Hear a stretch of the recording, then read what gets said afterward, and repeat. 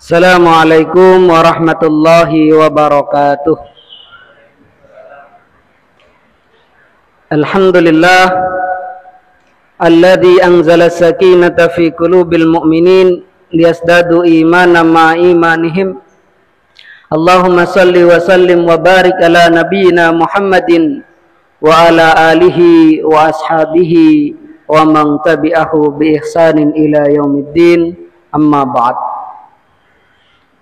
Bapak Ibu jamaah kajian Ahad sore IKADI yang dirahmati Allah Subhanahu wa taala. Alhamdulillah kita panjatkan puji syukur kehadirat Allah Subhanahu wa taala yang mencurahkan demikian banyak nikmatnya kepada kita, termasuk saat ini ketika Allah turunkan hujan sebagai rahmatnya. Allah juga mudahkan kita untuk menghadiri majelis ilmu ini. Dan saya teringat dengan salah seorang peserta kajian di sebuah masjid ketika itu, pas juga turun hujan, kemudian beliaunya dapat WA dari teman yang izin tidak hadir karena hujan. Ini beliaunya kemudian menjawab, ini cuma hujan air. Di Palestina itu hujan peluru, mereka masih bersemangat untuk ke masjid. Nah, ini luar biasa begitu ya. Dan Bapak Ibu di sini, saudara-saudara semuanya, menunjukkan bahwa semangatnya ini luar biasa. Semangat dalam rangka untuk kita bersama-sama thalabul ilmu, menuntut ilmu. Dan semoga ini bagian dari upaya kita untuk menghidupkan ilmu-ilmu agama. Karena umat Islam itu akan kembali mencapai kejayaannya ketika berhasil menghidupkan ilmu-ilmu agama yang kemudian berpengaruh pada imannya dan juga berpengaruh pada amalnya.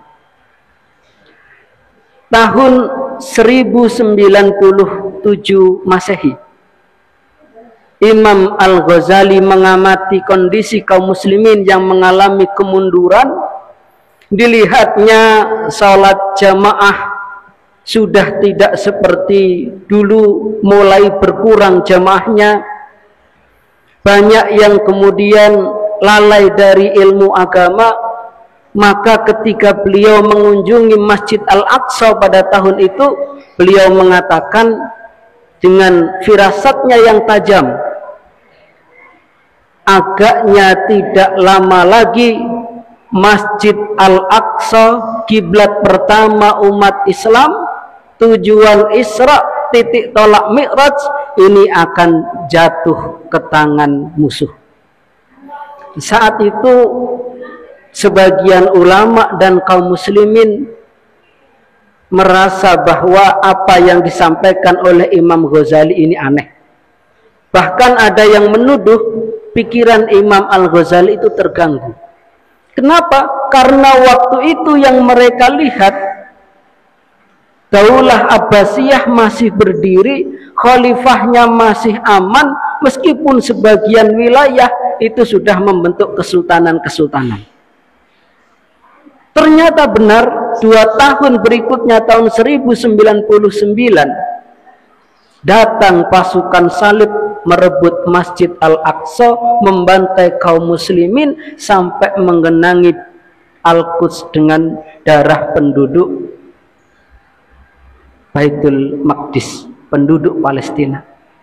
Saat itu mereka baru tersadar ternyata apa yang disampaikan oleh Imam Al-Ghazali itu benar. Tahun 1102, berarti 3 tahun kemudian, Imam Al-Ghazali sepulang dari naik haji, beliau keliling ke berbagai kota, menyerukan persatuan, ingin membangun semangat jihad merebut kembali Masjid Al-Aqsa. Tetapi apa kata kaum muslimin pada saat itu?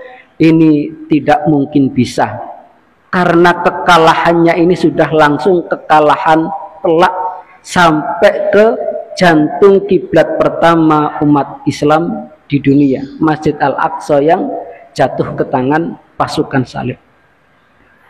Setelah itu kemudian Imam Al-Ghazali beliau mundur dari madrasah nizamiyah lalu menulis kitab Ihya Ulumuddin, menghidupkan ilmu-ilmu agama. Karena beliau merasa bahwa kalau ilmu agama itu kembali dihidupkan, keimanan kaum muslimin kemudian kembali bangkit, keimanannya meningkat, ibadahnya menguat, sholat subuhnya itu sama dengan jamaah sholat Jumat, maka pada saat itu kaum muslimin akan bersatu dan menjadi sangat kuat sehingga bisa merebut kembali Masjid Al-Aqsa. Tahun 1111 Imam Al-Ghazali wafat dan perjuangan beliau dilanjutkan oleh seorang ulama besar, waliullah bahkan sultanul aulia, yakni Syekh Abdul Qadir Al-Jailani. Nah, Syekh Abdul Qadir Jailani itu menggunakan kitab Ihya Ulumuddin sebagai kurikulum utama untuk membina murid-muridnya. Nah, murid-murid yang dibina oleh Syekh Abdul Qadir Jailani inilah yang kemudian menjadi tulang punggung jihad ketika waktu itu Imaduddin Zanki mempelopori jihad, lalu dilanjutkan oleh Nuruddin Mahmud, setelah itu dituntaskan oleh Salahuddin Al-Ayyubi. Maka pada tahun 1187 bertepatan dengan 27 Rajab pas Isra Mi'raj tahun 583 Hijriah, Salahuddin Al-Ayyubi berhasil membebaskan kembali Palestina, Masjid Al-Aqsa kembali ke pangkuan kaum muslimin. Dan waktu itu memang berhasil pembinaan menghidupkan ilmu-ilmu agama ini sampai membuat kaum muslimin kembali sholat subuhnya itu seperti sholat Jumat. Minimal itu tercerminkan dari pasukan mujahidin yang dipimpin oleh Salahuddin Al-Ayyubi. Tahun 1967 setelah berabad-abad Palestina kembali damai dalam pangkuan umat Islam, kemudian Masjid Al-Aqsa dicaplok oleh Zionist Israel. Setelah tahun 48 mereka mendirikan negara Zionis dengan merampas tanah Palestina. Saya baca di Republika pada tahun 1970-an itu ada tentara Mesir yang mengatakan kepada tentara Israel, kami akan mengalahkan kalian. Tetapi jawaban tentara Israel, kami tidak takut, kalian tidak akan bisa mengalahkan kami sampai kalian kembali sholat subuh sebagaimana jamaah sholat Jumat. Nah, ini PR kita bersama begitu ya, dan semoga kita yang hadir di sini menjadi bagian dari umat Islam yang berupaya untuk menghidupkan ilmu-ilmu agama, dan dengan ilmu agama ini kemudian keimanan kita meningkat, semangat kita untuk beribadah menguat, dan kita tanda atau indikator sederhananya adalah kita sholat berjamaah di masjid. Dan semoga nanti sholat subuh berjamaah kita itu sama seperti jamaah sholat Jumat. Dan semoga kemudian juga kajian-kajian yang digagas oleh IKD ini menjadi bagian dari upaya menghidupkan ilmu agama. Termasuk sore hari ini insya Allah kita akan mulai membahas kitab Arba'in Nawawi, kitab hadis yang sebenarnya cukup tipis ya, yang sudah menerima, mohon maaf tadi jumlahnya terbatas, hanya ada stok 8 gitu ya, tadi 9 sama ini begitu, hanya setipis ini, 42 hadis tetapi mengandung pokok-pokok agama Islam yang ketika kita memahaminya dengan baik, maka kita akan memiliki kerangka pemahaman fikrah Islam itu terbentuk dengan baik. Dan mungkin juga sudah sekian kali kita kaji Arba'in Nawawi. Ada yang Arba'in Nawawi maneh, pemenang hadis pertama harus bolak-balik. Tetapi hal yang sangat penting untuk kita ingat kembali adalah sebagaimana yang Allah Subhanahu wa taala ingatkan di dalam Al-Qur'an. Wa idz sarrafna fi hadzal Qur'an liyadzakkaru. Dan kami ulang-ulang di dalam Al-Qur'an ini peringatan agar mereka ingat. Jadi kalau di dalam Al-Quran saja Allah Subhanahu wa ta'ala mengingatkan berbagai peringatan, berbagai janji, berbagai ancaman, juga dalam bentuk kisah-kisah yang kadang-kadang ada di surat ini, ada lagi di surat ini, itu dalam rangka apa? Liyadzakkaru, agar kita selalu ingat.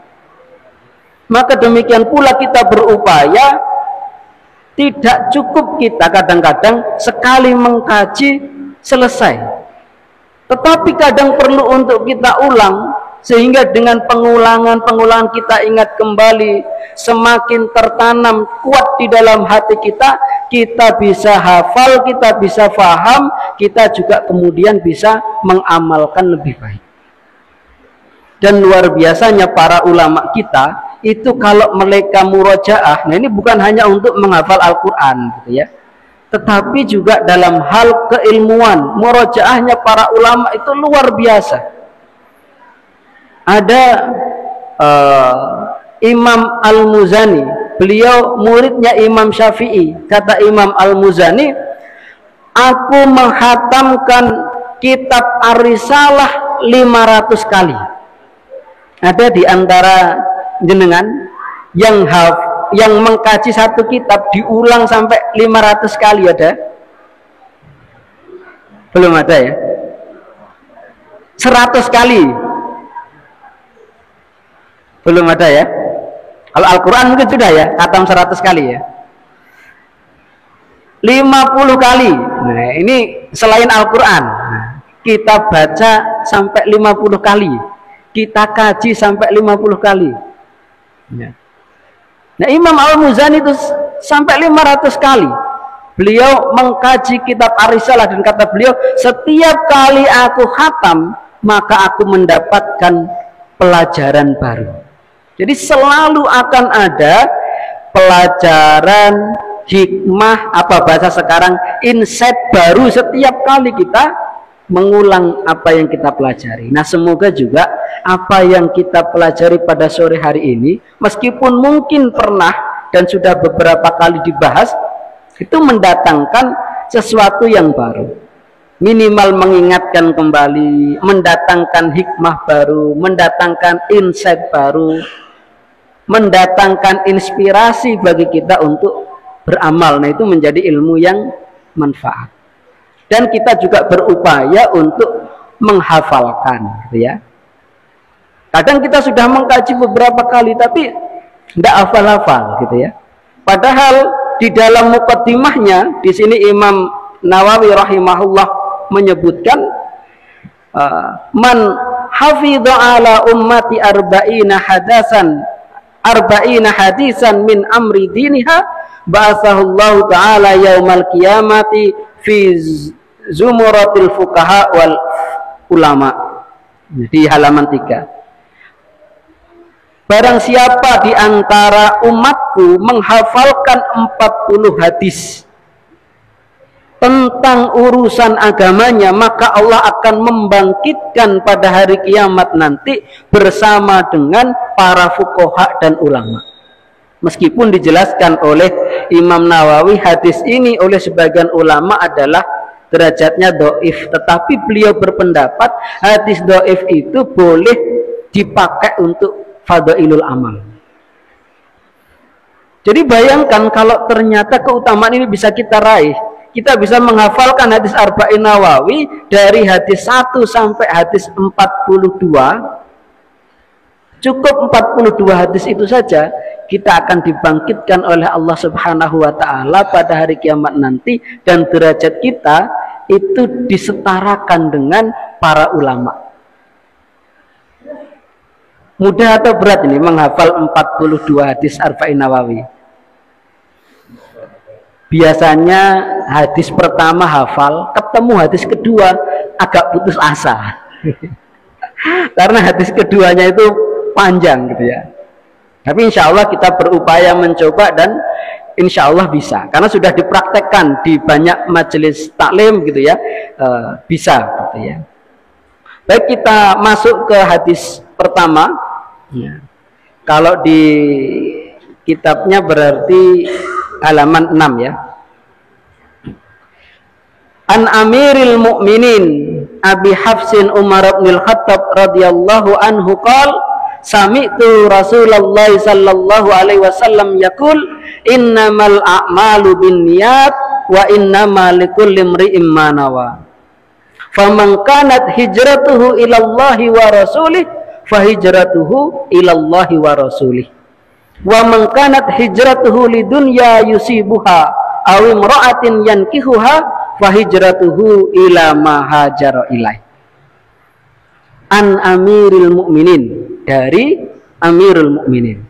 Amirul Mukminin itu gelar yang baru dipopulerkan pada masa Umar bin Khattab radhiyallahu anhu. Sebelumnya Abu Bakar itu gelarnya khalifah, karena khalifah itu artinya pengganti. Jadi setelah Rasulullah wafat, kemudian kaum muslimin bersepakat harus ada yang melanjutkan kepemimpinan beliau sebagai seorang kepala negara, dan mereka semuanya sepakat bahwa pengganti itu adalah Abu Bakar, maka beliau disebut sebagai khalifah. Jadi Khalifatu Rasulullah itu Abu Bakar. Nah, ketika Abu Bakar wafat dan penggantinya adalah Umar, sebenarnya Umar ini adalah penggantinya Abu Bakar. Sehingga kalau disebut khalifah bolak-balik ya, maka kemudian diberikan gelar baru Amirul Mukminin, pemimpin orang-orang yang beriman. Tapi juga sama artinya khalifah. Dan berikutnya nanti sampai dengan Khulafaur Rasyidin itu kan 4 ya, Abu Bakar, Umar, Utsman, Ali. Ada yang menambahkan nanti Umar bin Abdul Aziz, tapi kan di periode Bani Umayyah.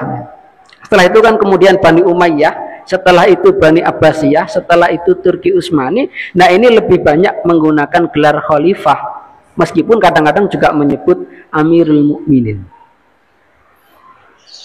An Amirul Mukminin Abi Hafsin.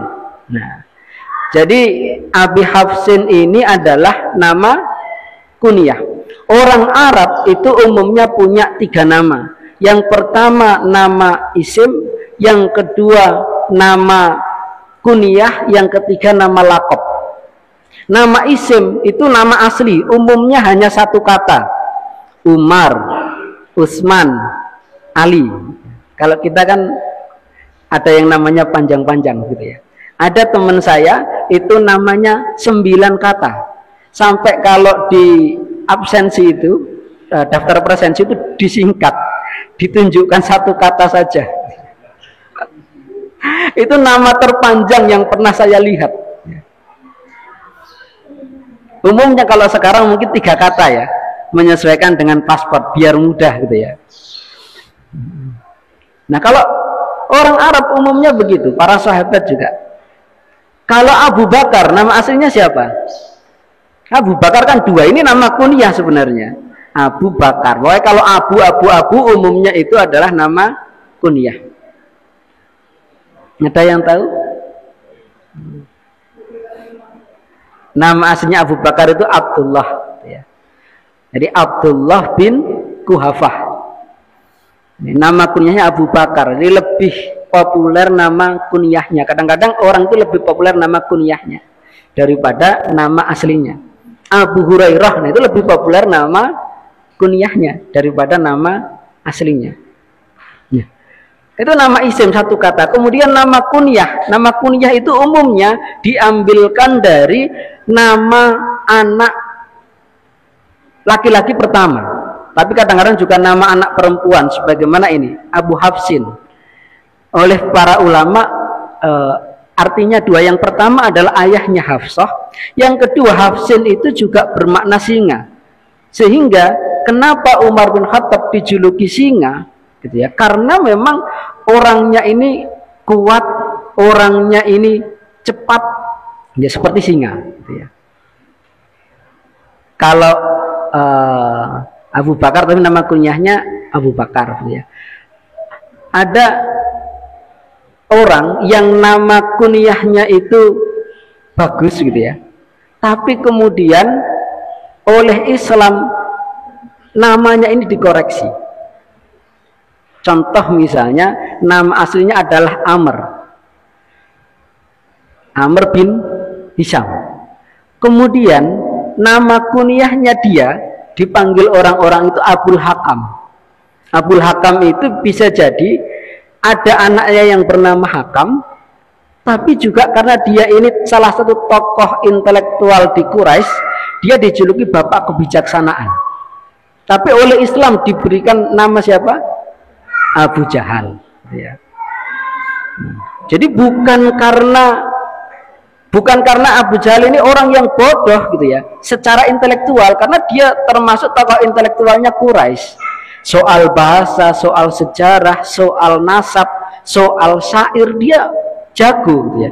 Tetapi dia dijuluki Abu Jahal, bapak kebodohan, itu karena justru dengan daya intelektualnya dia malah menolak kebenaran yang paling utama, yakni kebenaran Islam.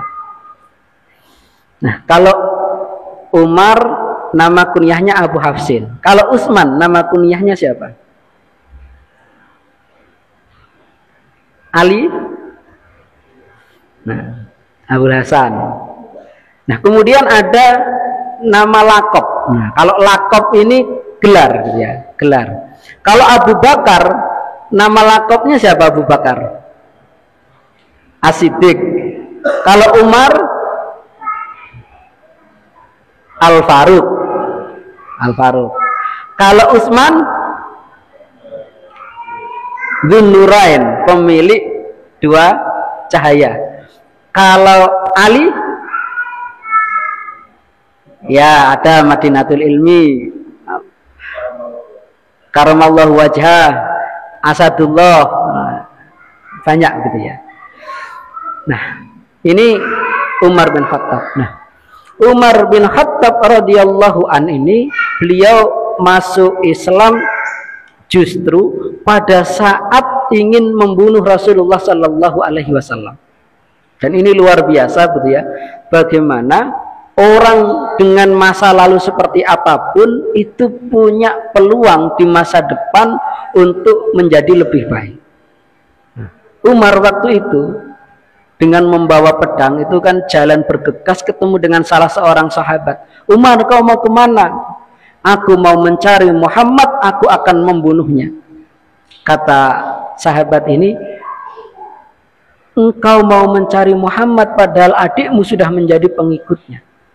Maka Umar kemudian tidak meneruskan mencari Rasulullah, tetapi ke rumah adiknya. Yang saat itu adiknya ini sedang mengkaji surat Toha. Jadi sedang apa istilahnya, ngaji lah ya. Beliau bersama dengan suaminya dan dengan seorang murabbi, ya, 3 orang.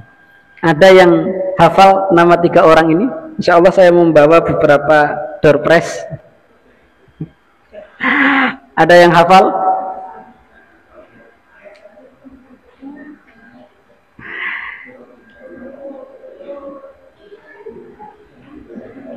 Nah, waktu itu forumnya nggak ada namanya, ini forum apa begitu ya. Yang pasti ngaji mereka. Ada gurunya 1, muridnya 2. Makanya kemudian dicontoh oleh sebagian umat Islam. Ada yang membentuk halakoh-halakoh kecil. Ada yang kemudian menamai upah, ada yang menamai yang lain. Nah, itu mencontoh apa yang diamalkan oleh sahabat pada waktu itu. Ada yang hafal namanya? Bocorannya 1, nama adiknya itu adalah Fatimah binti Khattab. Ya. Nah, nama suaminya Fatimah siapa? Nah, Said bin Zaid. Nama murabbinya, nama gurunya.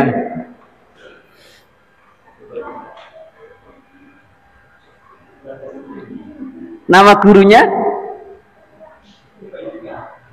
Ubay bin Ka'ab. Nah, hampir.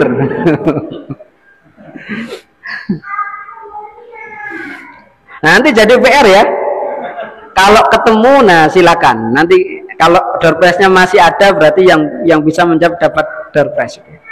Baik, kemudian kita lanjutkan. Qala Umar ini mengatakan, sami itu aku mendengar Rasulullah Sallallahu Alaihi Wasallam yaqul, beliau bersabda, innamal a'malu binniyat. Apa biasanya terjemahan kita kalau innamal a'malu binniyat? Innama sesungguhnya hanyalah al-a'mal seluruh amal. Binniyat apa? Binniyat biasanya apa? Tergantung pada niat. Ada terjemahan yang lain? Jadi para ulama memaknai innamal a'malu binniyat itu dua. Yang pertama, setiap perbuatan itu tergantung niatnya. Yang kedua, setiap amal atau perbuatan itu harus disertai niat. Dan dua hal ini yang insya Allah dua-duanya kita kaji, gitu ya. Dua-duanya kita kaji. Yang pertama, setiap perbuatan itu harus disertai niat, karena bi itu kan dengan, gitu ya, harus disertai niat. Sehingga ulama seperti Syekh Izzuddin bin Abdul Salam, beliau menjelaskan di dalam Maqasidur Riayah, niat itu ada dua. Yang pertama, niat ibadah untuk ibadah. Yang kedua, niat ibadah ditujukan kepada Allah. Yang pertama sebagian ulama menyebut sebagai niatul amal, yang kedua menyebut sebagai niat makmulah. Jadi yang pertama itu niat pekerjaan ini, pekerjaan apa. Yang kedua meniatkan apa yang saya kerjakan ini untuk siapa. Bisa dibedakan ya. Contoh misalnya yang innamal a'malu binniyat, sesungguhnya setiap perbuatan itu harus disertai niat.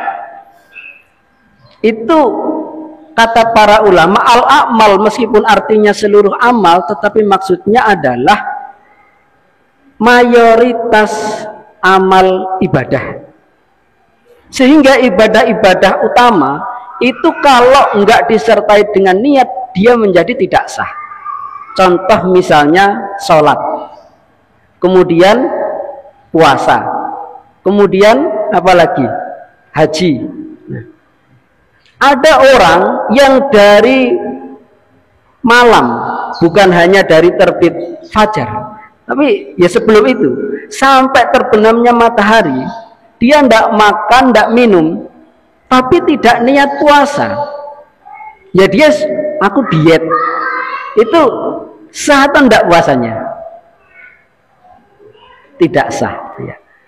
Nah ini salah satu makna innamal a'malu binniyat ya.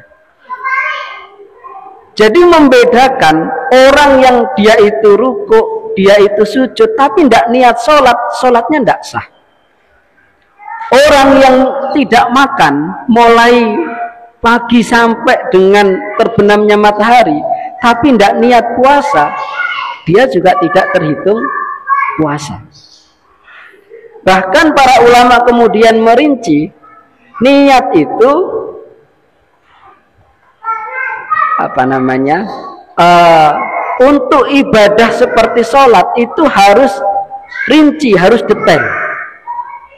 Contoh misalnya seseorang berdiri, nah berdiri ya mau melakukan sholat. Kalau misalnya dia itu jam sekarang ya, jam 5 gitu ya, jam 4 gitu ya, jam 4 dia itu ya tentu saja sudah terlambat ya, datang ke masjid, lalu kemudian Allahu Akbar, tapi niatnya itu niat sholat duhur. sah atau tidak.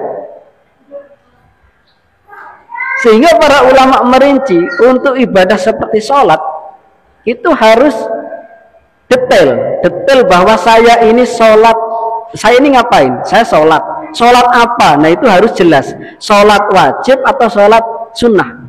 Kalau sholat wajib itu sholat apa? Zuhur, asar, maghrib, isya atau subuh.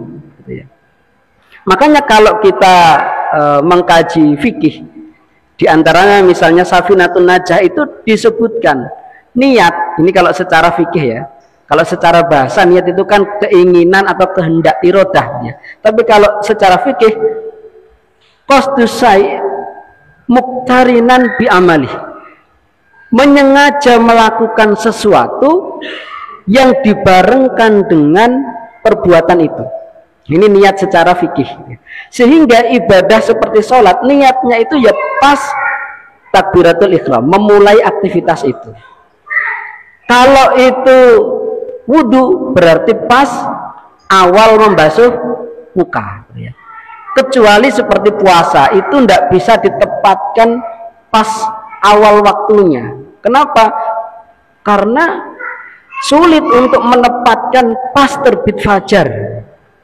Sehingga ulama sepakat niat puasa itu boleh pada malam harinya, nggak harus pas. Bagaimana kalau sholat kan pas takbiratul ihram, kalau wudhu kan pas membasuh wajah.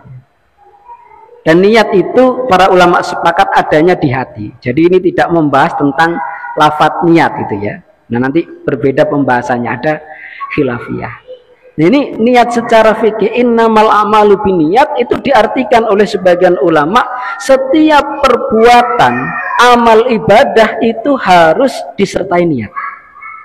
Dan makna yang kedua, sesungguhnya setiap perbuatan itu tergantung niatnya. Nah ini nanti yang punya korelasi kuat dengan lanjutan hadis ini. Sehingga niat kalau yang kedua ini tanpa dikonsentrasikan pun kita sudah pasti punya niatan, niat yang konotasinya itu ke motif. Melakukan setiap perbuatan pasti kita punya motif. Ini namanya niat makmulah, menunjukkan perbuatan itu untuk siapa. Misalnya kita tadi datang ke sini, nah itu motifnya apa, itu tidak perlu kemudian kita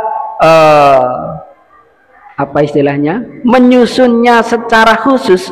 Itu sudah pasti ada motif masing-masing. Sehingga kalau dalam hal ini para ulama mengatakan kita akan kesulitan melakukan sesuatu tanpa niat. Itu maksudnya niat yang ini. Jadi setiap sesuatu yang kita lakukan pasti ada motifnya, tujuannya untuk siapa gitu ya. Nah, kemudian lanjutan hadis ini yang kedua. Jadi ini ya yang tadi ya, innamal a'malu binniyat, niat menentukan sahnya ibadah. Yang kedua, niat menentukan diterimanya amal. Innamal a'malu binniyat wa innamal likulli imri'in ma nawa. Dan sesungguhnya setiap orang hanya akan mendapatkan sesuai dengan apa yang ia niatkan. Nah ini masalah itu tadi, kita menunjukkan amal atau ibadah itu untuk siapa. Nah ini yang membuat ibadah kita itu bisa sia-sia kalau niatnya itu tidak benar. Meskipun secara fikih sah, saya sholat kan sudah niat ini, sudah niat sholat wajib asar gitu ya. Tapi niatnya itu bukan karena Allah Subhanahu wa ta'ala. Niatnya kenapa? Ya karena konco-koncoku nang kantor lho sholat kabeh, masa aku gak sholat, engko lak boleh diarani Islam KTP. Nah aku sholat mumpung ono bosku gitu ya. Mumpung ono bosku, dadi ini ya disawang bosku religius, engko aku sapa ngerti mari ngene dapat bonus atau pangkat saya, jabatan saya dinaikkan. Nah, niat yang tidak ikhlas seperti itu yang kemudian bisa membuat amal ibadah kita menjadi sia-sia.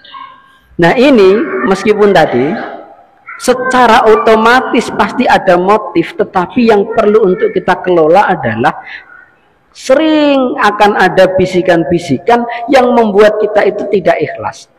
Nah, ini yang kemudian harus kita kelola sejak awal, bagaimana agar segala yang kita lakukan itu ikhlas karena Allah Subhanahu wa ta'ala. Dan ini yang lebih sulit daripada yang pertama tadi, mengelola niat agar ibadah kita sah dengan kita fokus bahwa kita sedang mengerjakan apa. Tapi tujuan kita untuk apa? Ini dari hati yang terdalam, yang bahkan malaikat saja tidak tahu. Makanya kalau kita baca hadis yang cukup panjang tentang 3 orang yang pertama masuk neraka, itu amalnya luar biasa. Yang pertama, orang yang Allah Subhanahu wa ta'ala berikan ilmu. Dia kemudian punya ilmu, bisa membaca Al-Quran, bisa kemudian punya pengetahuan banyak tentang Al-Quran. Ketika ditanya oleh Allah, engkau gunakan untuk apa nikmatku?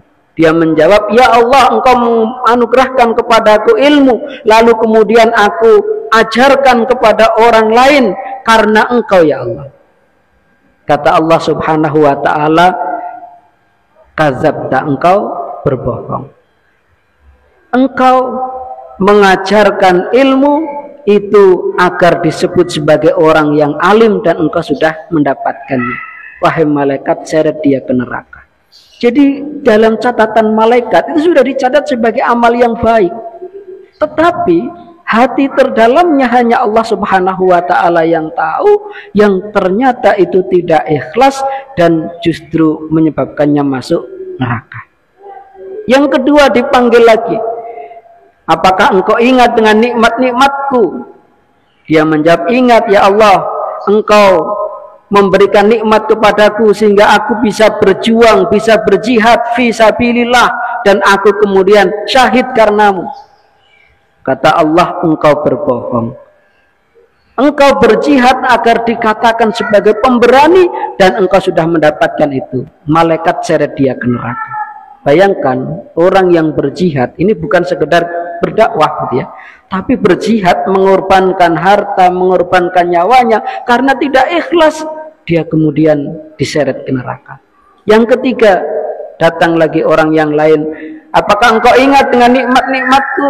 Ingat ya Allah, engkau memberikan nikmat kepadaku harta yang banyak, dan aku menggunakan harta itu untuk bersedekah, untuk berinfak karenamu. Engkau bohong. Engkau melakukan itu agar disebut dermawan dan engkau sudah mendapatkannya. Dia juga kemudian diseret ke neraka. Ini amal-amal yang luar biasa, tetapi kalau tidak ikhlas, itu ternyata amalnya sia-sia dan dia justru masuk ke neraka. Na'udzubillah. Makanya ini yang kemudian perlu untuk kita kuatkan ya. Dan ikhlas itu sulit, tapi tidak ikhlas itu sakit. Sufyan Ats-Tsauri, Uwais Al-Qarni di dalam kitab A'malul Qulub yang ditulis oleh Syekh Khalid Utsman itu juga mengatakan hal yang mirip dengan ini. Ma'alajtu syai'an, tidak ada sesuatu yang untuk mengobatinya itu asyaddu alayya, paling berat bagiku, min niyati, dari amal niatku dia. Jadi tidak ada yang lebih berat untuk aku obati selain niat.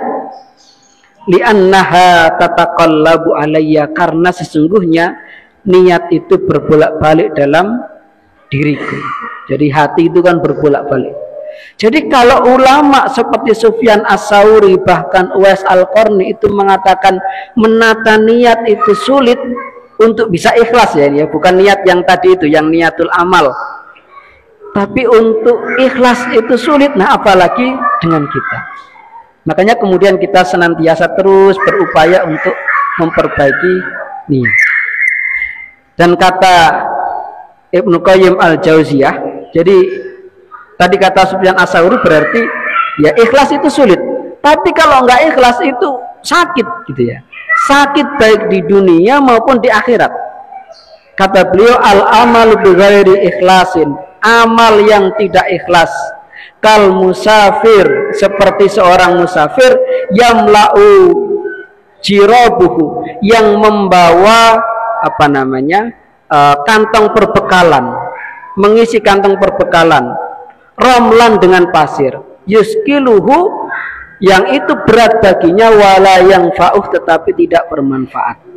Seorang musafir itu mestinya menyiapkan perbekalan, ya mungkin makanan, mungkin kemudian pakaian, kemudian uang dan sebagainya.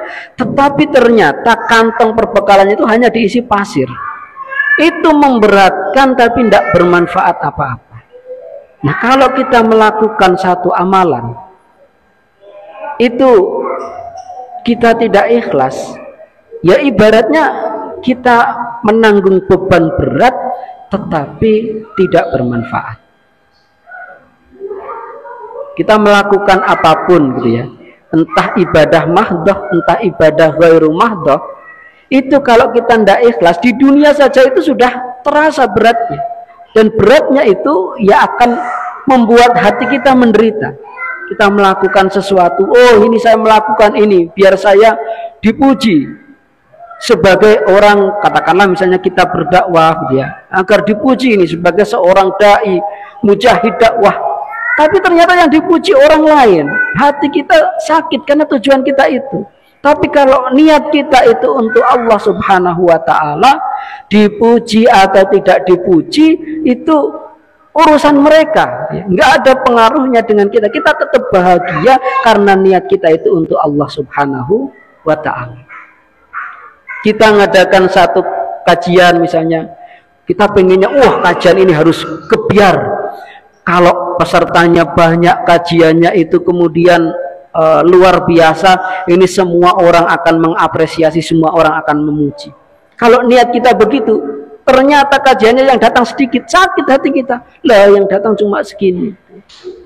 Kalau niat kita seperti tadi, kemudian turun hujan lebat, waduh nggak ada yang datang, sakit hati kita. Tapi kalau niat kita mengadakan ini untuk Allah Subhanahu wa ta'ala, menghidupkan ilmu Allah Subhanahu wa ta'ala, yang datang biarlah Allah yang memilih, maka siapapun yang datang, berapapun yang datang, kita tetap bahagia karena niat kita untuk Allah. Nah itu di dunia gitu ya, apalagi di akhirat.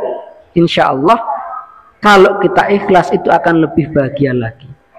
Kita mungkin merasa, loh kajiannya cuma dihadiri 40 orang. Tapi ternyata ketika catatan amal dibuka karena kita ikhlas, bukan 40 orang ternyata. Ditambah dengan 4.000 malaikat. Nah itu Masya Allah. Itu kalau niat kita ikhlas, insya Allah jadi yang luar biasa. Nah berikutnya, terus melatih dan memperbaiki niat. Karena yang Allah ajarkan begitu. Qul inna sholati wa nusuki wa mahyaya wa mamati lillahi rabbil alamin. Katakanlah sesungguhnya sholatku, ibadahku, hidupku dan matiku semuanya itu untuk Allah Rabb semesta alam. Demikian pula juga kita kemudian diajarkan oleh Rasulullah Sallallahu Alaihi Wasallam sebuah doa yang perlu kita amalkan setiap pagi dan petang. Menjaga keikhlasan, karena ikhlas itu napa Bapak Ibu? Ikhlas dalam sesuatu yang tersembunyi di balik yang tersembunyi. Masya Allah, ini dalam nih ya. Ikhlas, jadi ikhlas itu melakukan sesuatu hanya untuk Allah Subhanahu wa ta'ala, melakukan amal ibadah hanya untuk Allah Subhanahu wa ta'ala. Nah itu ikhlas. Sehingga ikhlas itu juga ya identik dengan tauhid, karena tauhid itu lawannya syirik. Kalau kita melakukan sesuatu bukan untuk Allah Subhanahu wa ta'ala, beribadah bukan untuk Allah Subhanahu wa ta'ala, tetapi untuk ghairullah, untuk makhluk, untuk yang lain, nah, itu termasuk syirik. Dan Allah Subhanahu wa ta'ala melalui Rasulnya mengajarkan kepada kita sebuah doa, Allahumma inna na'udzubika min an nusyrika bika syai'an na'lamu wa nastaghfiruka lima la na'lamu. Ya Allah, sesungguhnya kami inna nas'aluka Allahumma inna na'udzubika, berlindung kepadamu dari syirik yang kami ketahui, dan kami mohon ampun kepadamu dari sesuatu yang tidak kami ketahui. Nah, syirik itu bukan hanya syirik akbar. Kita ada, kalau dulu orang Arab jahiliyah menyembah berhala gitu ya. Ada orang menyembah patung. Nah, itu kalau syirik akbar. Tetapi ada juga syirik asghar. Apa syirik asghar? Ya benar, riya ya, syirik asghar. Ketika Rasulullah Shallallahu Alaihi Wasallam mengingatkan para sahabat, sesungguhnya yang paling aku takutkan atas kalian itu adalah syirik kecil. Kemudian para sahabat bertanya, masyirkul asghar ya Rasulullah, apa itu syirik kecil wahai Rasulullah? Beliau menjawab, riya. Nah, ini kita berlindung kepada Allah Subhanahu wa Ta'ala. Nah, terus menerus kita berupaya berniat baik, karena ketika kita berniat baik saja itu sudah dicatat oleh Allah sebagai satu pahala. Kalau dalam hadis itu tidak pakai istilah niat, tetapi pakai istilah idza tahaddasa. Ketika seseorang mengatakan, artinya perencanaan ya. Jadi bedakan antara merencanakan dengan niat secara fikih. Niat secara fikih itu di awal perbuatan. Tapi kalau perencanaan idza tahaddasa ini bisa jauh-jauh hari. Saya pengen umroh, sudah dicatat pahala. Pengen umroh gitu tak sudah dicatat pahala. Tapi pengen yang benar begitu ya. Gak sekedar ngomong tok begitu ya. Nah, kita mungkin nabung, saya pengen haji gitu ya. Nah, kemudian dicatat oleh Allah Subhanahu wa Ta'ala. Kalau dilakukan, maka pahala kebaikannya dilipat gandakan 10 kali. Nah, ini luar biasanya. Jadi setelah ini mau niat merencanakan ya. Nanti saya maghrib berjamaah, isya berjamaah, subuh berjamaah. Kok qadarullah ternyata hujan lebat, kita tidak bisa maghrib berjamaah misalnya. Hujan lebatnya sampai banjir misalnya, naudzubillah ya, sudah dicatat pahala. Nah, sebaliknya kalau seseorang itu merencanakan keburukan, itu belum dicatat. Merencanakan ya, wah apa misalnya, jadi kalau bisa ya tidak merencanakan ya. Nah, kalau sudah melakukan keburukan baru kemudian dicatat. Tapi kita juga perlu untuk berhati-hati, karena ada hadis lain. Allah itu membagi manusia menjadi 4. Jadi kata Rasulullah ada 4 golongan. Yang pertama, Allah berikan ilmu dan harta, maka dia menggunakan hartanya di jalan Allah, banyak berinfak, banyak bersedekah. Ini orang ideal. Yang kedua, orang yang Allah berikan ilmu tapi tidak Allah beri harta, maka dia mengatakan dengan ilmunya, ya Allah, kalau engkau memberikan aku harta seperti si fulan, misalnya seperti Utsman, seperti Abdurrahman bin Auf gitu ya, saya akan melakukan seperti yang beliau lakukan. Itu diberikan pahala seperti orang ini. Nah, ini luar biasanya. Yang ketiga, orang yang Allah beri harta tidak Allah beri ilmu, maka dengan hartanya itu dia kemudian bermaksiat, dia kemudian bergelimang dosa ya. Mungkin ya dosa-dosa besar itu dilakukan semua gitu ya. Ya zina, ya kemudian minum khamr, ya berjudi dan sebagainya karena banyak harta gitu ya. Nah, ini buruk makhluk seperti ini. Tapi yang juga buruk orang yang keempat, orang yang Allah tidak memberikan harta dan tidak memberikan ilmu, maka dia mengatakan, kalau aku seperti si fulan ini punya banyak harta, aku juga akan melakukan sepertinya. Aku ya mabuk-mabukan, aku ya berzina karena banyak uang, tinggal kemudian order begitu ya. Itu ternyata juga mendapatkan dosa seperti dia. Nah, ini yang perlu untuk kita berhati-hati. Nah, kemudian yang terakhir, bahkan amalan yang luar biasa besar itu juga bisa sia-sia. Karena Rasulullah mencontohkan hijrah, ya. Faman kanat hijratuhu ilallahi wa rasulih fa hijratuhu ilallahi wa rasulih. Maka barang siapa yang hijrahnya itu untuk Allah dan Rasulnya, maka hijrahnya menuju Allah dan Rasulnya, dapat pahala besar, nanti dimasukkan Allah ke dalam surga. Tetapi sebaliknya, wa man kanat hijratuhu lidunya yusibuha, tapi barang siapa yang hijrahnya itu karena dunia yang ingin dia peroleh, awim ro'atin yankihuha, atau wanita yang ingin dia nikahi, maka hijrahnya itu menuju apa yang ia niatkan. Fa hijratuhu ila ma hajara ilaih. Jadi hijrah yang meninggalkan harta, meninggalkan keluarga, resiko nyawa. Karena waktu itu kan nggak ada ATM, nggak ada mobile banking, nggak ada dompet digital gitu ya. Uangnya itu dalam bentuk dinar dan dirham. Itu kalaupun punya uang banyak, bawanya juga berat. Dan hartanya itu mayoritas dalam bentuk, kalau tidak properti ya binatang ternak, nggak bisa dibawa.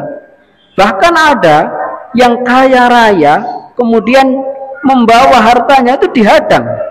Suhaib misalnya, ketika hijrah dihadang. Suhaib, engkau dulu datang ke Mekah itu dalam kondisi tidak punya harta, miskin. Engkau sekarang jadi kaya di Mekah, terus kau mau keluar membawa semua hartamu, tidak bisa Suhaib. Kata Suhaib, kalau engkau ingin hartaku silahkan ambil. Kan hartamu nggak cuma ini. Ya, aku tunjukkan di mana aku menyimpan harta, silahkan kamu ambil semua. Suhaib seorang diri dengan pakaian yang melekat di tubuhnya, kemudian sampai di Madinah, kata para sahabat, kasihan Suhaib, dia bangkrut, kasihan Suhaib, dia pailit. Tapi kata Rasulullah, Rabiha Suhaib, Rabiha Suhaib, Suhaib beruntung, Suhaib beruntung. Nah ini yang hijrahnya ilallahi wa rasulih. Tetapi ada juga yang hijrahnya itu, dan ini hanya satu orang, karena di riwayat asarnya sahabat itu hanya disebutkan satu orang. Ada seorang laki-laki itu yang tertarik dengan seorang wanita, dan wanita itu namanya Ummu Qais. Tapi Ummu Qais ini kemudian dia hijrah. Tadinya dia tidak ingin hijrah, laki-laki ini. Begitu Ummu Qais hijrah, dia kemudian ikut hijrah. Niatnya apa? Awim ra'atin yankihuha, menikahi wanita itu. Maka hijrahnya ya cuma itu, sehingga dia terkenal dengan sebutan muhajir Ummu Qais. Nah ini hadis pertama begitu ya, yang kata Imam Abu Daud ini separuh agama. Kenapa? Karena kata beliau, kata Imam Abu Daud, agama ini terdiri dari dua hal, lahir dan batin, zahir dan batin. Dan hadis pertama ini mengajarkan tentang bagaimana batinnya kita. Kalau kata Imam Syafi'i, hadis ini adalah sepertiga ilmu, karena amalan itu terdiri dari hati, ucapan, dan perbuatan. Dan niat itu adalah amalan hati. Jadi semoga kita semuanya dimudahkan oleh Allah Subhanahu wa ta'ala untuk menata hati kita agar ikhlas begitu ya, sehingga kemudian seluruh amalan kita diterima oleh Allah Subhanahu wa ta'ala dan kelak kita dimasukkan ke dalam surganya. Insya Allah demikian. Monggo mungkin jika ada yang mau didiskusikan, saya persilakan. Nggih, monggo. Nggih.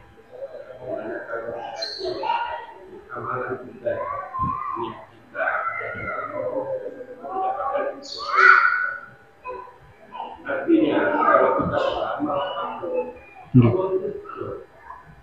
tidak, kalau amalan kita diridhoi Allah, Allah kita kan setidaknya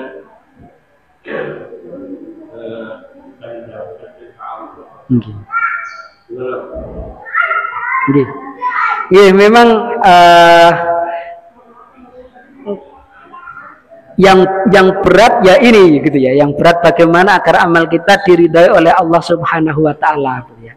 Dan kuncinya pada tadi, bagaimana agar amal kita itu ikhlas, dan ikhlas itu memang sulit, sehingga ya kita terus menerus berupaya untuk memperbaiki niat kita agar ikhlas gitu ya. Orang yang mengatakan atau merasa dirinya ikhlas, nah itu belum tentu ikhlas. Makanya tadi kan jenengan juga menyampaikan ikhlas itu sesuatu yang tersembunyi dari yang tersembunyi gitu ya. Memang ini sampai malaikat saja itu tidak tahu.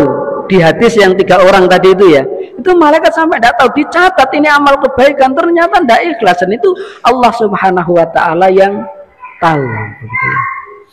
Nah,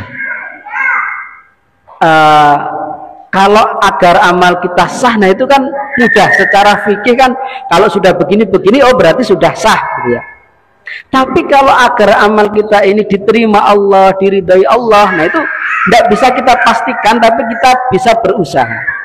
Kata Ali bin Abu Thalib radhiyallahu an, amal itu diterima Allah Subhanahu wa Ta'ala syaratnya 2. Yang pertama ikhlas, yang kedua benar.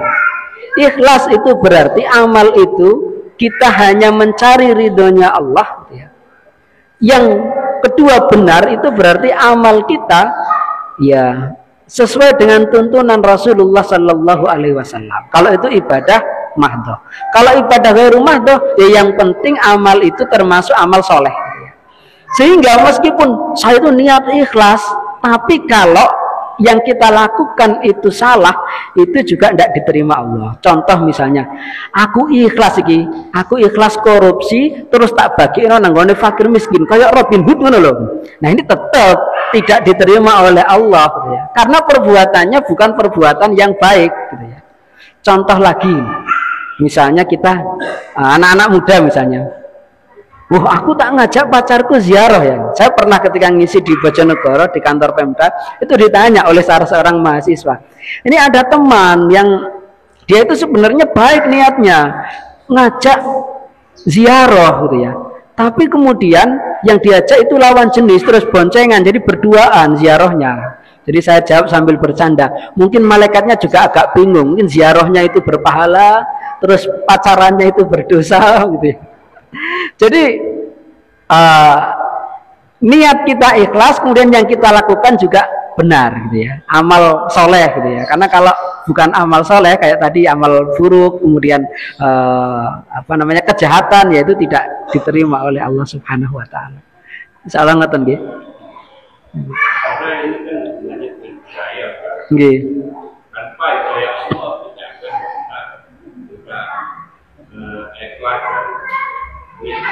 Nggih. Makanya kemudian doa yang paling sering Rasulullah panjatkan itu ya muqallibal qulub sabbit qalbi ala dinik. Wahai zat yang membolak-balikkan hati, tetapkan hatiku di atas agamamu. Jadi Rasulullah saja mencontohkan, beliau sering berdoa begitu agar ikhlas, istiqomah. Nah, apalagi kita gitu ya. Ya kita yang hatinya lebih bolak-balik, yang nggak ada jaminan untuk istiqomah, nggak ada jaminan maksum, nah, itu lebih butuh lagi untuk banyak-banyak berdoa, minta hidayah kepada Allah Subhanahu Wa Taala. Monggo mungkin berikutnya ada lagi, nggih, monggo yang sana dulu, nggih, Pak Imam Syafi'i, nggih. Waalaikumsalam warahmatullahi wabarakatuh.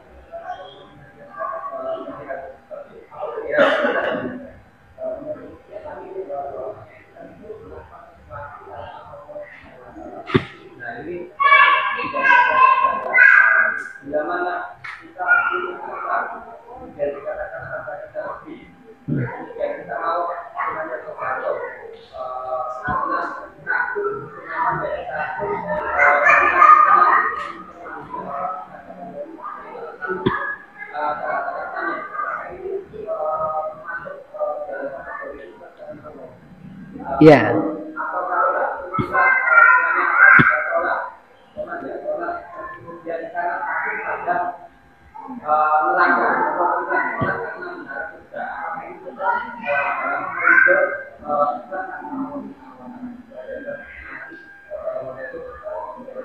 Waalaikumsalam warahmatullahi wabarakatuh. Jadi contoh dari beliau, dari Pak Imam Syafi'i, kita punya harta, kemudian kita bersedekah karena takut nanti kalau enggak sedekah atau misalnya enggak berzakat, itu dimintai pertanggungjawaban oleh Allah ya. Atau takut disiksa oleh Allah ya. Kita melakukan sholat karena takut kalau nanti enggak sholat itu ya kita takut dosa ya. Apakah itu termasuk ikhlas? Jadi kalau kita mau mengkaji lebih dalam tentang ikhlas itu, kitab Maqasidul Riayah yang ditulis oleh Syekh Izzuddin bin Abdus Salam ini sangat luar biasa. Beliau membahasnya detail. Dan tentang ikhlas beliau kemudian mengkategorikan ada 6 ya. Nah nanti coba jenengan yang lainnya begitu ya, jawab mana yang ikhlas di antara 6 ini. Yang pertama, orang yang melakukan ibadah karena mengharapkan pahala. Yang kedua, orang yang melakukan ibadah karena takut dosa. Yang ketiga, orang melakukan ibadah karena dia malu kepada Allah. Yang keempat, orang yang melakukan ibadah karena dia cinta kepada Allah. Oh 5 ya, bukan 6. Yang kelima, orang yang melakukan ibadah karena dia yakin Allah itu yang harus diagungkan dan dimuliakan serta disembah. Mana yang ikhlas di antara 5 ini? Semuanya ikhlas ya. Jadi beliau menjelaskan semuanya ini ikhlas. Karena yang diharapkan, yang dituju semuanya Allah. Sehingga kalau kita tadi sedekah karena takut kalau nggak sedekah nanti diminta pertanggungjawaban oleh Allah, itu ikhlas. Kita sholat karena kalau nggak sholat kita berdosa, nah itu juga ikhlas. Tapi kalau kata beliau kemudian, kalau kita bisa menyempurnakan keikhlasan kita, bahwa kita mencintai Allah, bahwa Allah memang yang kita kita agungkan, nah itu tingkatan ikhlas yang lebih tinggi gitu ya.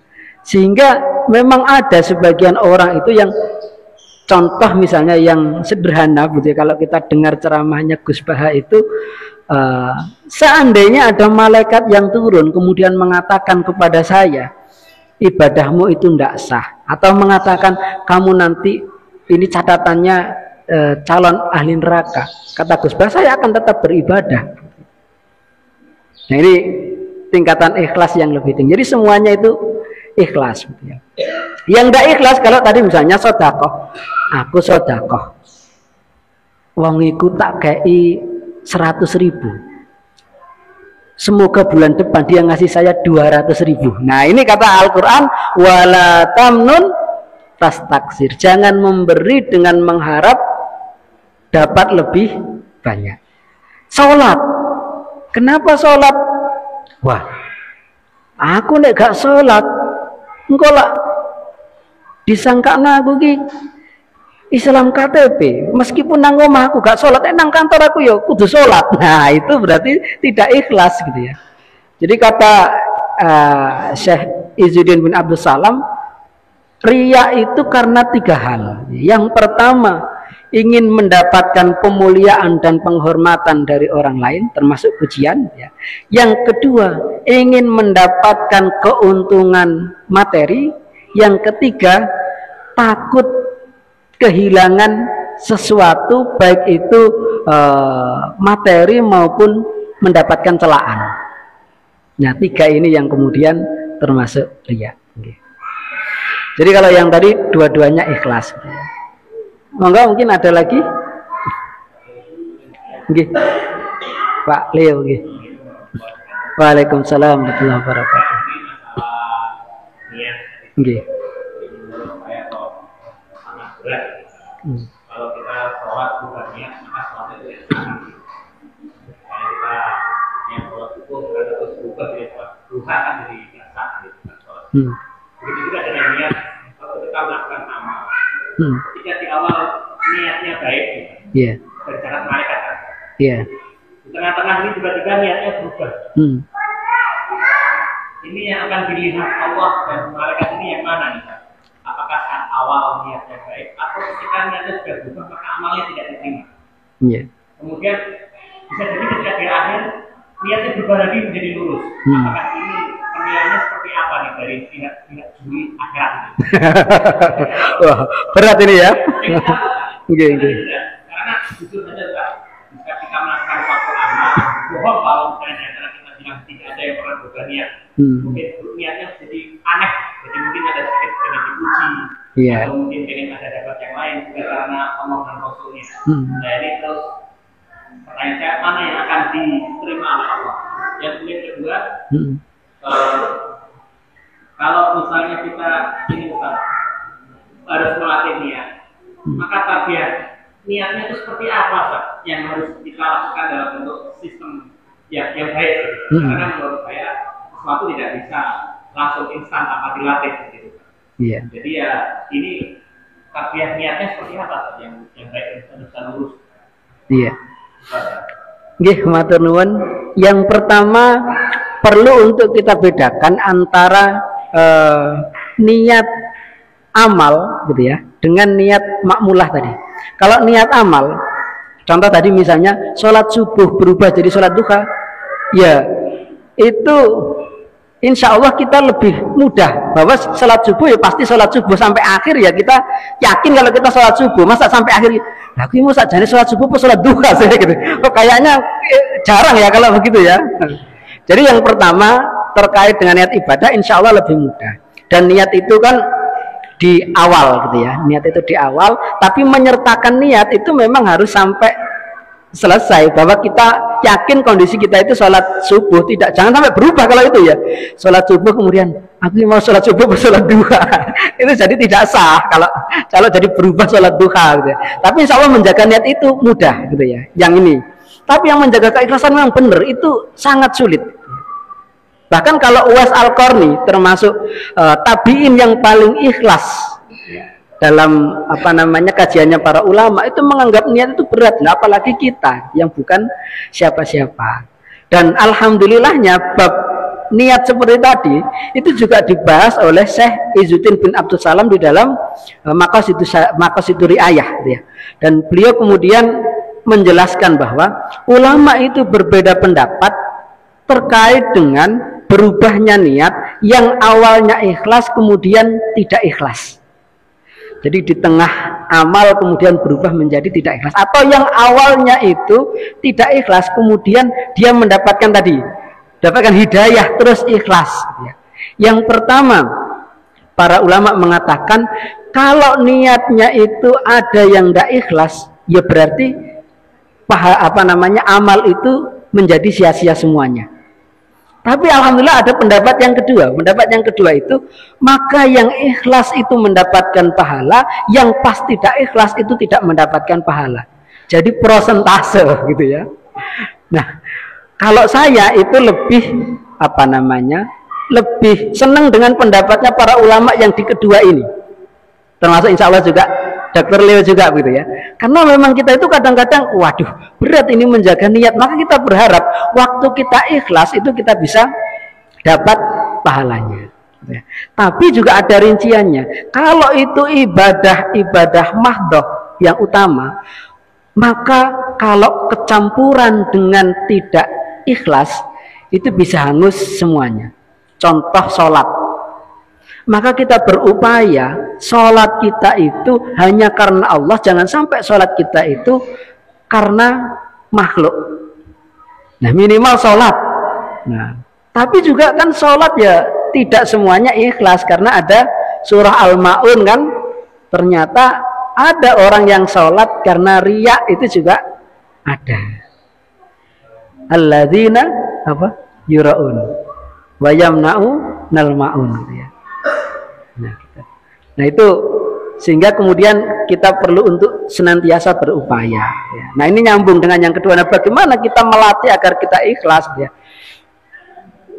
Di antara yang kemudian diajarkan para ulama, pertama, amal yang bisa kita sembunyikan. Ini yang paling mudah. Amal yang bisa kita rahasiakan. Karena kalau amal itu sudah menjadi amal rahasia, potensi ikhlasnya lebih besar. Misalnya sholat tahajud, tidak perlu sholat tahajud kemudian live streaming sholat tahajud, malam ini saya sholat tahajud 8 rakaat, itu sulit untuk ikhlas. Bahkan mungkin tidak bisa ikhlas ya sholat tahajud kemudian live, kecuali kalau pas Ramadan sholat berjamaah. Tapi kalau sendirian, ini mumpung bulan Sya'ban guys, saya mau sholat tahajud setiap malam 8 rakaat, saya live streaming ya guys. Itu kira-kira ikhlas atau enggak gitu ya? sulit gitu ya untuk bisa ikhlas. Atau sudah rahasia kemudian kita ceritakan, nah itu potensinya jadi sum'ah. Jadi kalau riya itu memperlihatkan, kalau sum'ah itu memperdengarkan. Awalnya mungkin sudah ikhlas, tajudnya sudah ikhlas, kemudian kenapa ngantuk? Ya, misalnya di kantor kita ngantuk. Ya apa gak ngantuk, aku tangi jam 2 sholat tahajud 8 rakaat. Sak rakaat iku maca surat sing dawa-dawa. Nah, loh, sampean sholat tahajud dah. Tadi malam, oh gak cuma tadi malam, aku setiap malam pasti sholat tahajud, itu biasa ngono iku. Nah, ini potensi menjadi tidak ikhlas, jadi sum'ah. Sehingga itu yang pertama, kalau bisa dirahasiakan, rahasiakan. Ya. Kemudian yang kedua, biasakan amal itu sehingga kita sudah tidak menganggap itu sesuatu yang luar biasa. Insya Allah kita lebih ikhlas. Contoh misalnya, biasanya kalau kita ketemu dengan tukang parkir, kita ngasih berapa? Atau orang yang menyeberangkan itu, apa polisi cepek, gitu ya. Nah kita ngasih berapa biasanya? 2.000 ya, ada yang 5.000 mungkin ya. Nah, misalnya kita ngasih 100.000, itu rasanya beda apa enggak? Beda ya. Wah, 100.000 itu potensi tidak ikhlas kita bisa gitu. Nah, apalagi kalau diceritakan, aku mau lo ngasih 100.000. Tapi kalau kita biasa ngasih 2.000, kira-kira kita merasa apa namanya? Atau kita ceritakan ke orang nggak? Aku loh setiap kali parkir itu ngasih 2.000. Kita ceritakan apa enggak? Potensi ikhlasnya lebih besar ya. Kalau setiap hari kita ngasih 2.000. Demikian pula kalau 100.000 awalnya berat, terus kita kedua kali, ketiga kali terus itu. Jadi orang lain itu ngasih 2.000, kita selalu ngasih tukang parkir 100.000. Kalau itu kita biasakan, itu lebih ikhlas. Tapi yaitu tadi, tantangannya apakah akan kita ceritakan atau enggak. Kalau kita ceritakan, itu menjadi potensi tidak ikhlas ketika niat kita salah. Gitu, insya Allah. Insya Allah begitu ya. Nah, mungkin nanti ada kiat-kiat yang lain dari teman-teman semuanya. Monggo masih ada lagi? Oh sudah cukup ya, sudah ini. Tarhiman baik, jazakumullah khairan. Mohon maaf atas segala kesalahan dan khilafan. Wa akhiru da'wana alhamdulillahirabbil alamin. Wassalamualaikum warahmatullahi wabarakatuh.